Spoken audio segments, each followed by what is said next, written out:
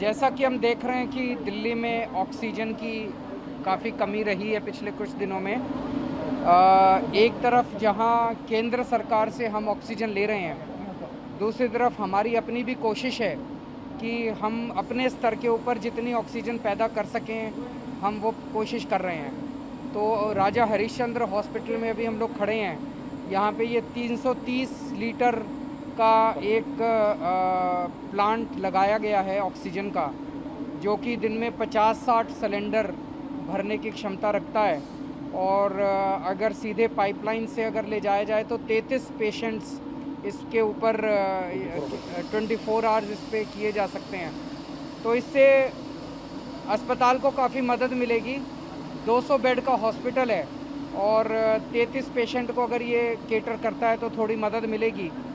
इसी तरह के लगभग 48 ऑक्सीजन प्लांट्स हम लोग पूरी दिल्ली में अलग अलग जगहों पे लगा रहे हैं, और उसमें से 21 प्लांट जो हैं वो फ्रांस से हम लोग इंपोर्ट कर रहे हैं और बाकी हमारे देश से ही हैं।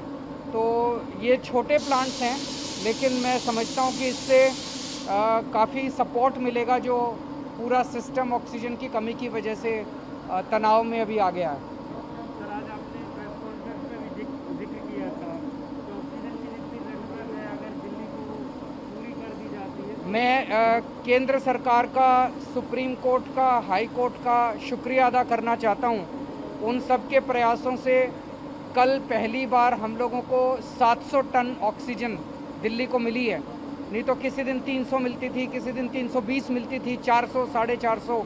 पहली बार कल 700 टन ऑक्सीजन मिली है। तो आप देखेंगे पिछले 24 घंटे में कहीं से कोई इस तरह के मैसेज नहीं आ रहे कि यहाँ 2 घंटे की ऑक्सीजन बची है, 1 घंटे की ऑक्सीजन बची है। दिल्ली की ज़रूरत 700 टन ऑक्सीजन की है। अगर हमें डेली 700 टन ऑक्सीजन मिल जाए तो दिल्ली में अस्पतालों के अंदर फिर समुचित व्यवस्था हो सकती है।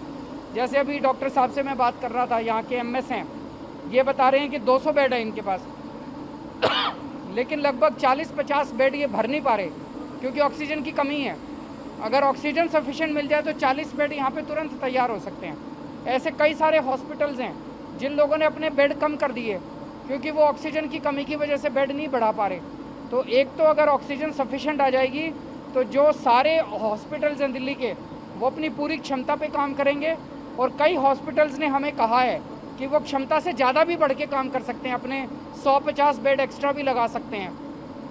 अभी महामारी का दौर है तो अभी तो समय है, हमें ज़्यादा से ज़्यादा बेड बढ़ाने की ज़रूरत है। आखिरी सवाल है सर, वैक्सीनेशन भी शुरू हो गया है 18 साल के जो ऊपर के लोग हैं, वो एक बहुत बड़ा टूल है कि एंड ऑफ द डे उसी पे। तो मैं अभी पिछले 3 दिन से दिल्ली में 18 से 45 साल की उम्र के बच्चों का शुरू हुआ है, युवाओं का, और युवाओं में बहुत ज़्यादा जोश देखने को मिल रहा है।